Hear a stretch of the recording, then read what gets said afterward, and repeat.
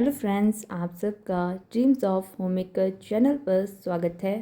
दोस्तों, करंटली मैं TCT exam की प्रिपरेशन कर रही हूँ, बट अभी साथ में ही जेईटी की भी वैकेंसी आ गई है, तो मुझे उसके लिए भी साथ साथ में ही प्रिपरेशन करनी है।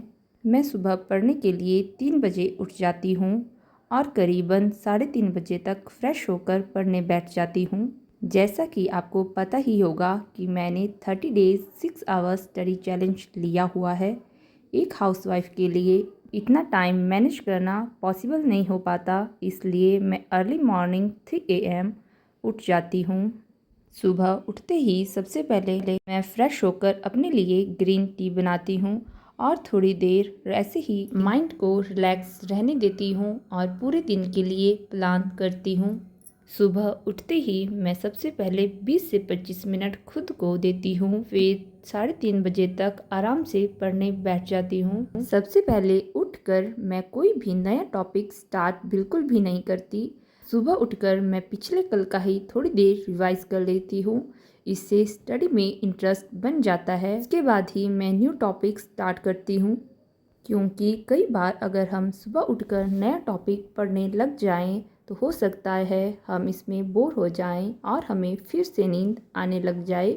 सुबह के टाइम 2.5 से 3 घंटे पढ़ने के बाद 6:30 बजे तक मैं अपने किचन में आ जाती हूँ।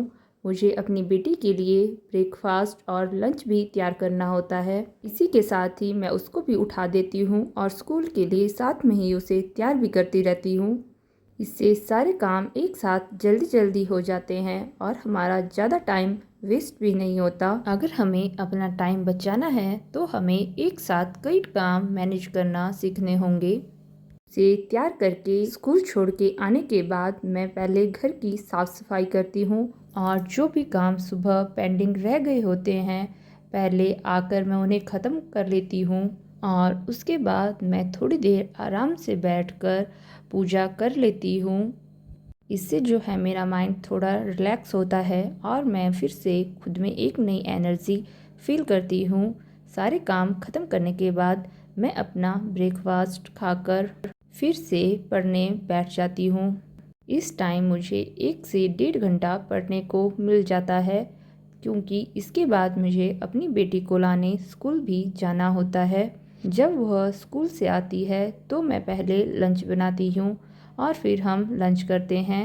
इसके बाद जितनी भी पढ़ाई मुझे करनी होती है वो मुझे उसके साथ टाइम मैनेज करके ही करनी पड़ती है।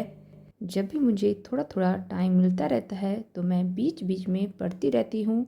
कई बार वह दिन को सो जाती है तो मुझे 1 से 2 घंटे आराम से मिल जाते हैं, नहीं तो मैं उसी के साथ ही टाइम मैनेज करके अपनी पढ़ाई कर लेती हूँ। बच्चों के साथ टाइम मैनेज करना कितना मुश्किल है ये तो आप सबको पता ही होगा। तो दोस्तों, आज था मेरा 30 डे स्टडी चैलेंज का डे 10। तो दोस्तों, अभी के लिए इतना ही।